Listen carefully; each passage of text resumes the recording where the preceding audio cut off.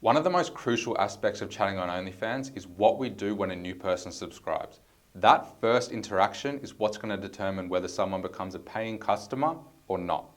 Everyone has different opinions on how long we should wait to sell people, what we should sell people, what we should say. I'm going to run you through what has helped us to monetize as many different kinds of subs as possible. First things first, nothing that I'm about to tell you is going to matter if we can't get new subscribers to engage in conversation in the first place. So to increase the likelihood we get replies, we like to send personalized openers to every new subscriber. The sole purpose of personalized openers is so that the sub doesn't think that they just got an automated message. At the time of recording this, most OnlyFans accounts still just use a generic welcome message like, hey, I'm Ellie, I love creating content, how are you? We've seen that subs are 3 times more likely to reply if you send a personalized opener, so I feel that's worth it. The first part of creating a message they don't think is automated is using their name, but probably not how you think. If you just send a message going like, how's your night, Tom?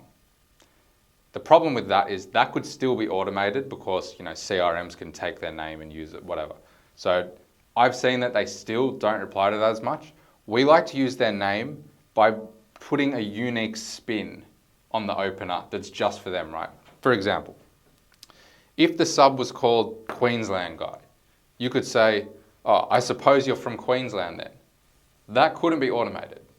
There is no way that an automated message could read their name and do that at this point. If their name was even the generic OnlyFans name, U3296, whatever, you can say, can I call you something other than the generic OF name? Haha, whatever. That also wouldn't be automated. Even if their name was something normal like David. My dentist's name is David. That wouldn't be automated either. It's just about being creative and coming up with a unique spin on their name that's going to mean they're more likely to think, hey, she actually just took the time to message me right now. We also like to reference the time of week or time of year, as that's going to make it seem even less automated. So, for example, if it was Monday, I hope you've been enjoying your Monday. If it was December, January, Happy New Year. If it was just Valentine's Day, who was your Valentine?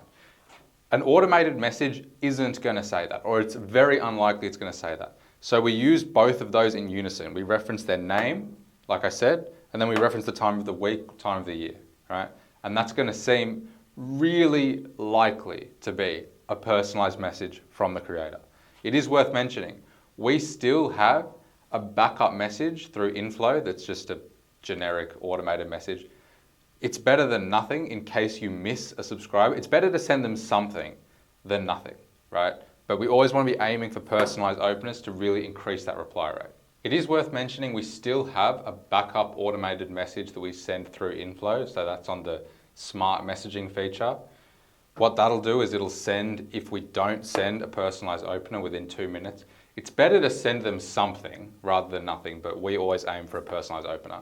We structure that message as like, hey, thanks for being here, but you could misspell thanks, then it goes thanks with an asterisk correcting it. How's your week going? Whatever, right? Multiple messages and a typo makes it seem less automated, but ultimately we want to be going for personalized openers. So you've sent an opener, got a reply. Most chatters are just going to go into like 20 questions now and ask, what do you do for work? Where do you live? How old are you? What we like to do is something called humanizing, and that's effectively just breaking the ice and making the creator seem likable and relatable from the start. What we'll do is we'll start with something like, I did something so stupid just then. I know I just met you, but can I tell you? Whatever. And you want to tell them about a relatable real life event that happened that day in the creator's life. So it could be, I slept in and missed my flight. I locked myself out of the house. I drove into work and forgot that I had the day off. Anything. We're literally just trying to break the ice, say something a bit funny. We're just trying to stand out from other creators. And that's easy because the bar is really low, but no one is doing this. So you're instantly going to seem human. That's the point. Now that we've humanized the creator and they believe that we're an actual person, now we can move on to profiling the subscribers. So getting the information that we need.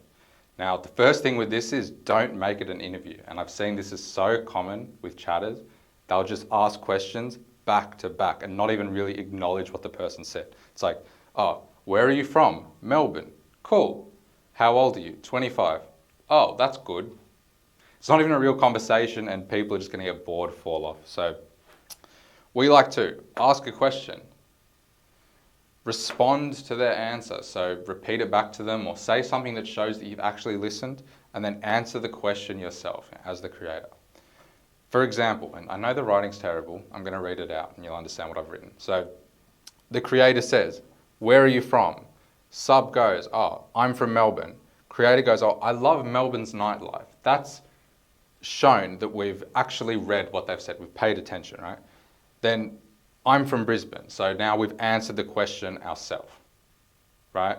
So that's a real conversation. Now, in the first interaction, ideally, we would like to get the subscriber's real name, their location, their job, and their age. Ideally. The reason we get that information is it's going to give us a pretty good idea of how much disposable income they may have. And now this isn't going to be 100% accurate all of the time, but a lot of the time you could say that, say, a 35-year-old real estate agent from America is going to have more disposable income than a 20-year-old student from a third world country. Not 100% of the time, but usually. And then we can decide how much time we're going to invest in each sub, right?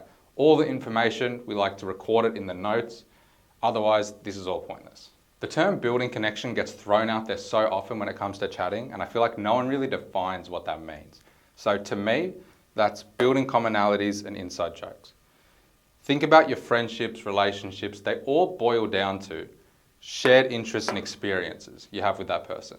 So how do we use that to build a connection with a subscriber in a believable way? Well, it comes down to evidence, right? So this is how most chatters will attempt to do this. The sub goes, I play basketball. So then the chatter's going to go like, bingo, I'm going to say I like basketball and we have something in common. We're going to be besties. So they'll just go, I love basketball, with no evidence. I feel it's more effective to say, for example, I used to play netball, but I was terrible, right?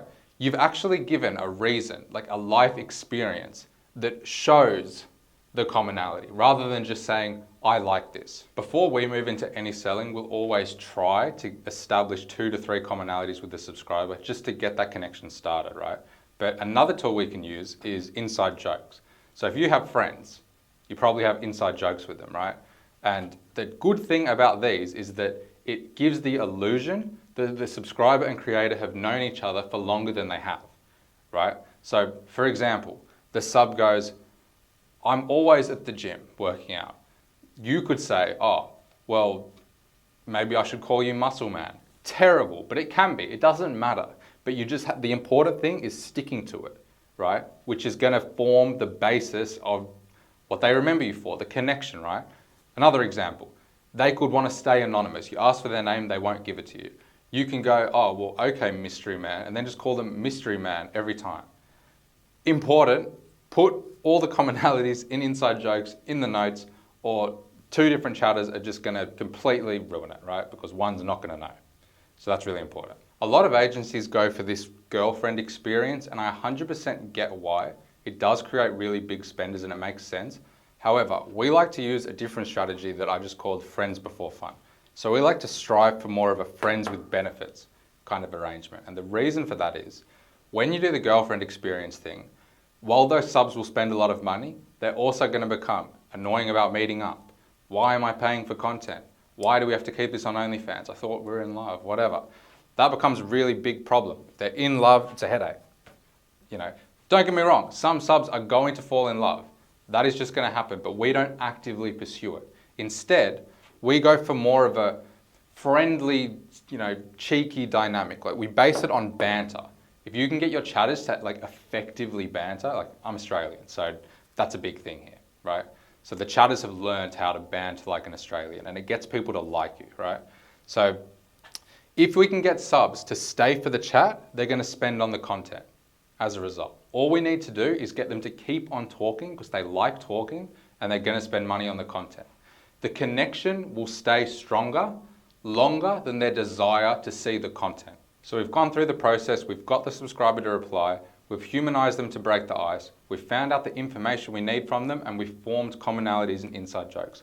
I'd say it's viable to start selling them content. So once you've established 2 to 3 commonalities just to form a connection, that's when we want to start with a sexting sequence. So I have a whole video on how to do that. I'm not going to go through that in detail. But the reason that we would ideally like to start with a sequence is it's going to feel like a personal and intimate experience with the creator.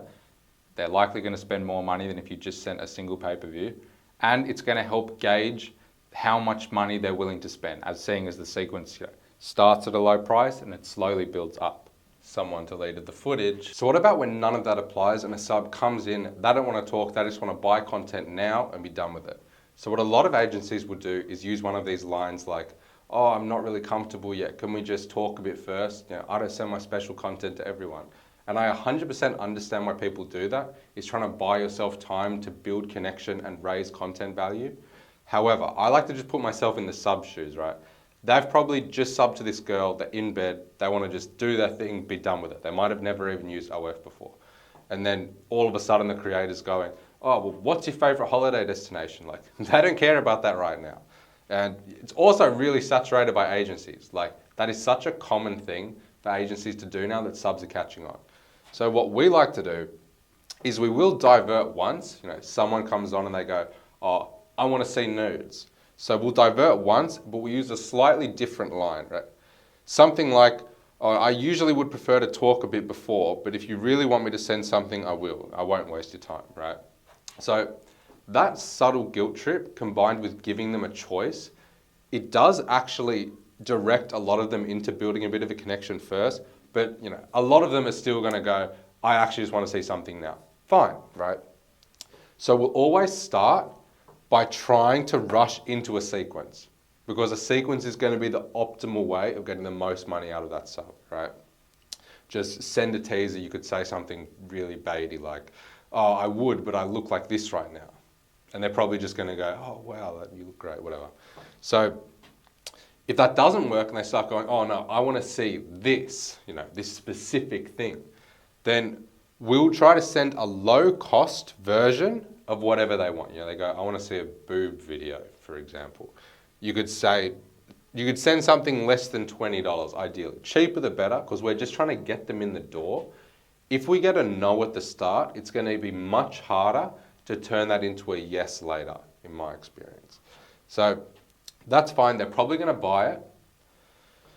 The trick is, the moment they buy it, we want to follow up, say something that's going to get a reply. That could be, oh, let me know what you think of this part. What was your favorite part? Whatever it is, we just want to get a reply. It doesn't matter what it is, right? Then we aim to progress, go up that hierarchical pricing system as if it were a sequence, right?